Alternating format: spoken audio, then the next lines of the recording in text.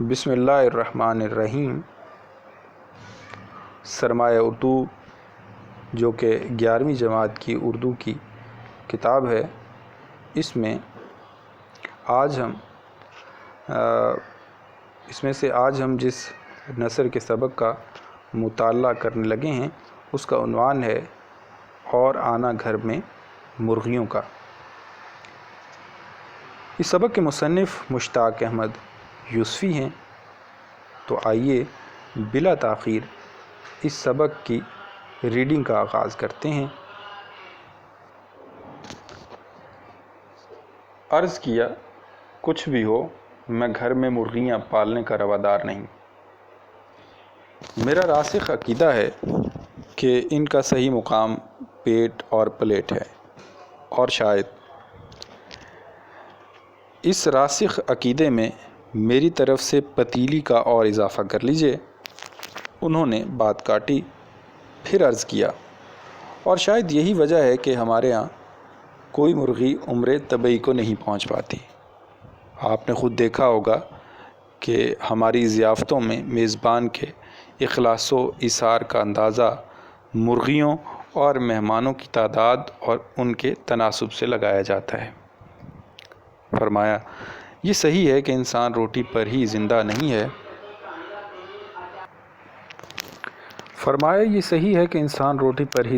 رہتا، اسے مرغ مسلم کی بھی خواہش ہوتی ہے۔ اگر آپ کا عقیدہ ہے کہ خدا نے مرغی کو محض انسان کے کھانے کے لیے پیدا کیا تو مجھے اس پر کیا اعتراض ہو سکتا ہے؟ صاحب مرغی تو درکنار، میں تو انڈے کو بھی دنیا کی سب سے بڑی نعمت سمجھتا ہوں۔ تازے خود کھائیے، گندے ہو جائیں تو ہوٹلوں اور سیاسی جلسوں کے لیے دگنے داموں بیچیے۔ یوں تو اس میں میرا مطلب ہے تازہ انڈے میں ہزاروں خوبیاں ایسی کہ ہر خوبی پہ دم نکلے، مگر سب سے بڑی خوبی یہ ہے کہ پھوڑ سے پھوڑ عورت کسی طرح بھی پکائے یقیناً مزیدار پکے گا۔ آملیٹ، نیم برشت، تلا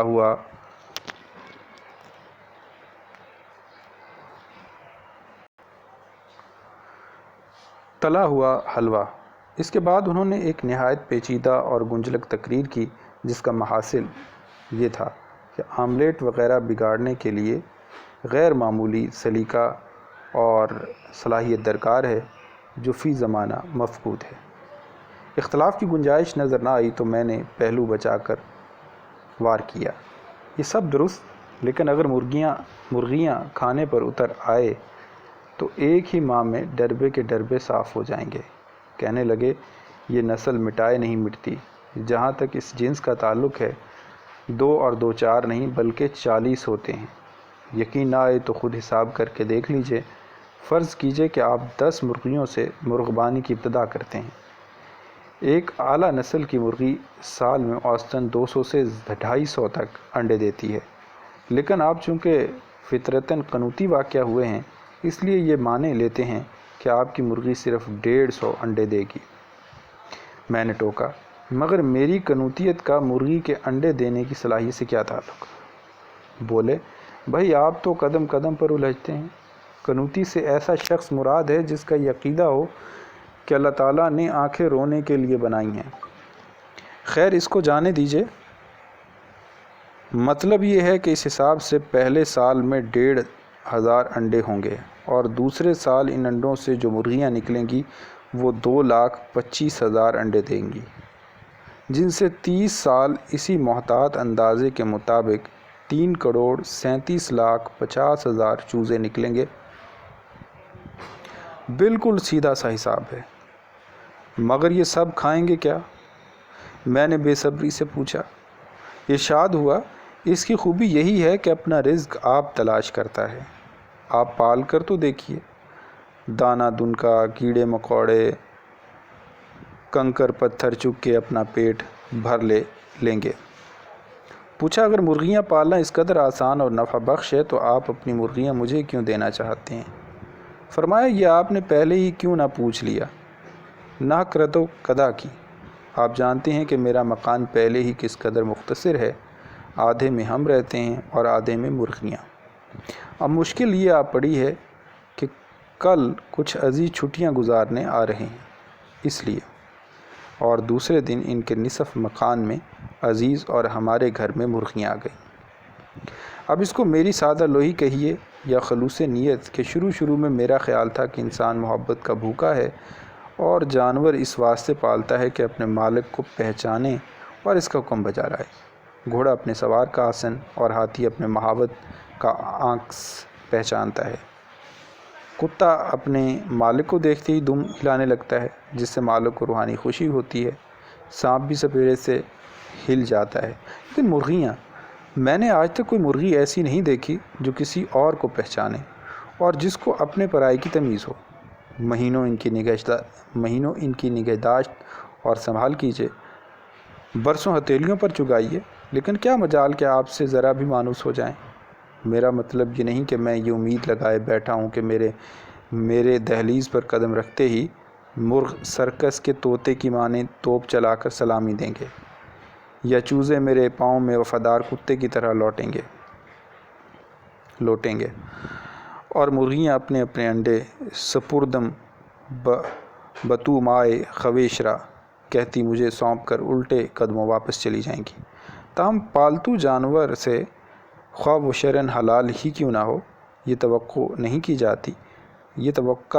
جاتی کہ وہ ہر چمکتی ہوئی چیز کو چھری سمجھ کر بدکنے لگے، اور مہینوں کی پرورش و پرداخت کے باوجود محض اپنے جبلی تعصب کی بنا پر ہر مسلمان کو اپنے خون کا پیاسا تصور کرے۔ ایک عام خوش فہمی جس میں تعلیم یافتہ اصحاب بالعموم اور اردو شعراء بالخصوص عرصے سے مبتلا ہیں، یہ ہے کہ مرغ صرف صبح اذان دیتے ہیں۔ 18 مہینے اپنی عادت و خصائل کا بغور مطالعہ کرنے کے بعد اس نتیجے پر پہنچا ہوں 18 مہینے اپنی عادات و خصائل کا بغور مطالعہ کرنے کے بعد اس نتیجے پر پہنچا ہوں کہ یا تو میں جان بوجھ کر عین اس وقت سوتا ہوں جو قدرت نے مرغ کے اذان دینے کے لیے مقرر کیا ہے، یا یہ ادبدا کر اس وقت اذان دیتا ہے جب خدا کے گنہگار بندے خواب غفلت میں پڑے ہوں۔ بہر صورت ہمارے محبوب ترین اوقات اتوار کی صبح اور سپہر ہیں۔ آج بھی چھوٹے قصبوں میں کثرت سے ایسے خوش عقیدہ حضرات مل جائیں گے جن کا ایمان ہے کہ مرغ بانگ نہ دے تو پو نہیں پھٹتی، لہذا کفایت شار لوگ الارم والی ٹائم پیس خریدنے کے بجائے مرغ پال لیتے ہیں تاکہ ہمسایوں کو سحر خیزی کی عادت رہے۔ بعضوں کے گلے میں قدرت نے وہ سحر جلال عطا کیا ہے کہ نیند کے ماتے تو ایک طرف رہے، ان کی بانگ سن کر ایک دفعہ تو مردہ بھی کفن پھاڑ کے اکڑوں بیٹھ جائے۔ آپ نے کبھی غور کیا کہ دوسرے جانوروں کے مقابلے میں مرغ کی آواز اس کی جسامت کے لحاظ سے کم از کم 100 گنا زیادہ ہوتی ہے؟ میرا خیال ہے کہ اگر گھوڑے کی آواز بھی اسی تناسب سے بنائی گئی ہوتی تو تاریخی جنگوں میں توپ چلانے کی ضرورت پیش نہ آتی۔ اب یہاں یہ سوال کیا جا سکتا ہے کہ آخر مرغ اذان کیوں دیتا ہے؟ ہم پرندوں کی نفسیات کے ماہر نہیں، البتہ معتبر بزرگوں سے سنتے چلے آئے ہیں کہ صبح دم چڑیوں کا چہچہانا اور مرغ کی اذان دراصل عبادت ہے۔ لہٰذا جب مرزا عبد الودود بیگ نے ہم سے پوچھا کہ مرغ اذان کیوں دیتا ہے تو ہم نے سیدھے سبھاؤ یہی جواب دیا کہ اپنے رب کی حمد و ثنا کرتا ہے۔ کہنے لگے صاحب، اگر یہ جانور واقعی اتنا عبادت گزار ہے تو لوگ اسے اتنے شوق سے کیوں کھاتے ہیں؟ ایک دن موسلا دھار بارش ہو رہی تھی۔ تھکا ماندہ بارش میں شرابور گھر پہنچا تو دیکھا کہ 3 مرغے میرے پلنگ پر ہیں۔ سفید چادر پر جا بجا پنجوں کے تازہ نشان تھے، البتہ میری قبل از وقت واپسی کے سبب جہاں جہاں جگہ خالی رہ گئی وہاں سفید دھبے نہایت بدنما معلوم ہو رہے تھے۔ میں نے ذرا درشتی سے سوال کیا، آخر یہ گلا پھاڑ پھاڑ کے کیوں چیخ رہے ہیں؟ بولی، آپ تو خامخواہ الرجک ہو گئے ہیں۔ یہ بیچارے چونچ بھی کھولیں تو آپ سمجھتے ہیں کہ مجھے چڑھا رہے ہیں۔ میرے صبر کا پیمانہ لبریز ہو گیا۔ دل نے کہا بس بہت ہو چکا، آؤ آج 2 ٹوک فیصلہ ہو جائے۔ اس گھر میں اب یا تو یہ رہیں گے یا میں نے بپھر کر کہا۔ ان کی آنکھوں میں سچ مچ آنسو بھر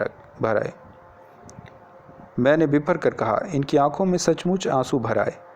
ہراساں ہو کر کہنے لگی، می برستے میں آپ کہاں جائیں گے؟ اس جنس کے بارے میں ایک مایوس کن انکشاف یہ بھی ہوا کہ خواہ آپ موتی چگائیں، خواہ سونے کا نوالا کھلائیں، مگر اس کو کیڑے مکوڑے، جھینگے، بھنگے، چیونٹے اور کیچوے کھانے سے باز نہیں رکھ سکتے، اور میں یہ باور کرنے کے لیے تیار نہیں کہ اس کا اثر و نفوذ انڈے میں نہ ہو۔ پھر مبصرہ کے ایک افسانے کا ہیرو اگر یہ دعویٰ کرے کہ وہ زردی کی بو سے یہ بتا سکتا ہے کہ مرغی نے کیا کھایا تھا، تو اچنبے کی بات نہیں۔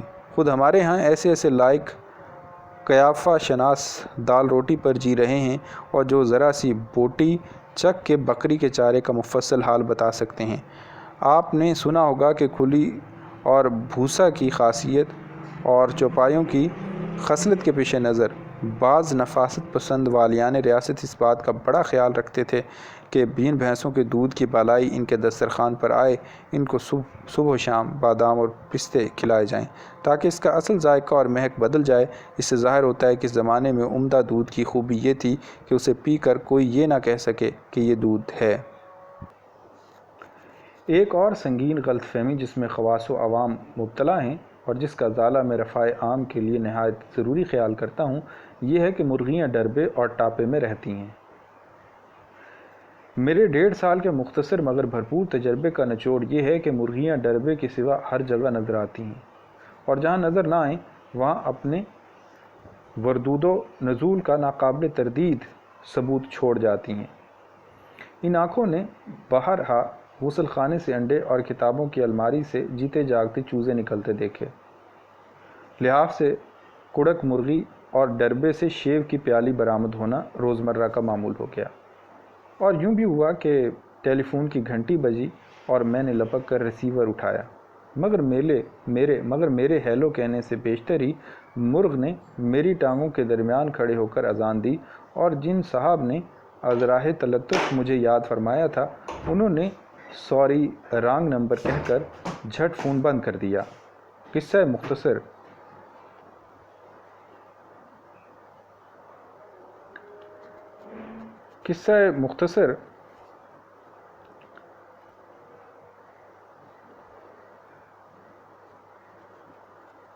چند ہی مہینوں میں اس طائر لاہوتی نے گھر کا وہ نقشہ کر دیا کہ اسے دیکھ کر وہی شعر پڑھنے کو جی چاہتا تھا جو قدرے مختلف حالات میں حسنہ پری نے حاتم طائی کو سنایا تھا۔ یہ گھر جو کہ میرا ہے تیرا نہیں، پر اب گھر یہ تیرا ہے میرا نہیں۔ یہ گھر جو کہ میرا ہے تیرا نہیں، پر اب گھر یہ تیرا ہے میرا نہیں۔ اب گھر اچھا خاصا پولٹری فارم، مرغی خانہ معلوم ہوتا تھا۔ فرق صرف اتنا تھا کہ پولٹری فارم میں عام طور سے اتنے آدمیوں کے رہنے کی اجازت نہیں ہوتی۔ جو حضرات عالم